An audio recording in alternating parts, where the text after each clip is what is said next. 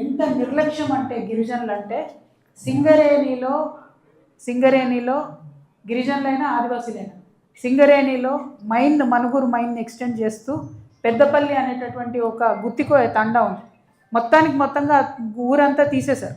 70 ఇండ్లు, ఆ 70 మందిని తీసేశారు. కనీసం వాళ్ళకి R&R ప్యాకేజ్ ఇవ్వలేదు, వాళ్ళ భూములకు ధర ఇవ్వలేదు, ఏది కూడా ఇవ్వలేదు.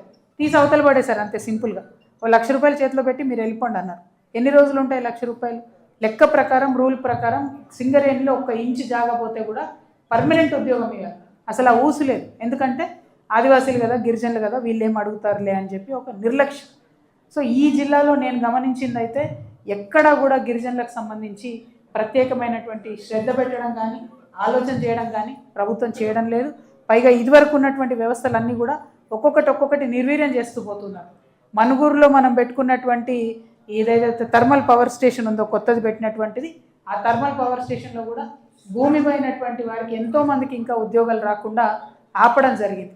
మరి ఎందుకోసం ఇంత నిర్లక్ష్యం అని నేను ఈ జిల్లాలో ఉన్నటువంటి మంత్రులందరినీ కూడా అడుగుతూ ఉన్నాను.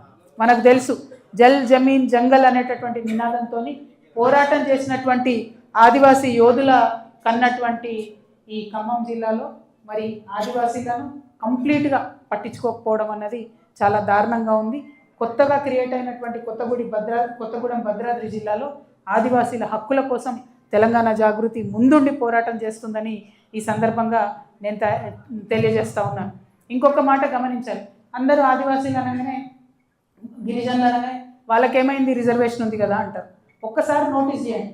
రిజర్వేషన్ ఉన్నటువంటి ఉద్యోగాలు సాధించేటటువంటి విద్యా అవకాశాలు ఎంతమందికి వచ్చినాయి, ఆ ప్రావీణ్యత ఎంతమందికి ఉంది, ఆ ప్రావీణ్యం పెంచడానికి ఏం చేసినాం ప్రభుత్వాల నుంచి అని ఆలోచించండి.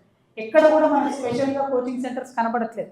హైదరాబాద్లో ఒక్కటి పెట్టారు ఎస్టీస్కి సంబంధించి కోచింగ్ సెంటర్, కానీ ఎక్కడ కూడా ఏ జిల్లాలో కూడా ప్రత్యేకమైన కోచింగ్ సెంటర్లు పెట్టి Group 1లో, Group 2లో, Group 3, Group 4 మరి గిరిజనులను ఎక్కువ రావాలి, వాళ్ళకి రిజర్వేషన్ ఉంది, ఉన్నకాడికి నింపాలని ఎందుకు ప్రయత్నం జరగడం లేదు?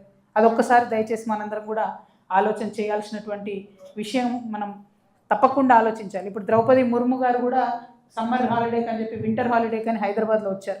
మేము ఖచ్చితంగా ఈ పెద్దపల్లి అనేటటువంటి గుత్తికోయ తండా ఏదైతే సింగరేణి వాళ్ళు విస్మరించిండ్రో వారిని మేము డిమాండ్ చేస్తూ ఉన్నాం. సింగరేణి మీరు తక్షణమే వారికి R&R ప్యాకేజ్ ఇవ్వండి, లేదంటే మేము రాష్ట్రపతి గారి దగ్గరికి పోవడానికి కూడా వెనకాడము. ఆ గిరిజనుల వెనుక తప్పకుండా తెలంగాణ జాగృతి నిలబడి ఆ 70 మంది ఏదైతే ఉన్నారో, అంటే తండాలు చిన్ననే ఉంటాయి, గూడెలు గుత్తికోయాలి, ఆ 70 ఇండ్లు ఏదైతే ఉన్నాయో, ఆ కుటుంబాలు ఏవైతే ఉన్నాయో వాటికి అండగా జాగృతి నిలబడుతుందని కూడా ఈ సందర్భంగా తెలియజేస్తూ ఉన్నాం.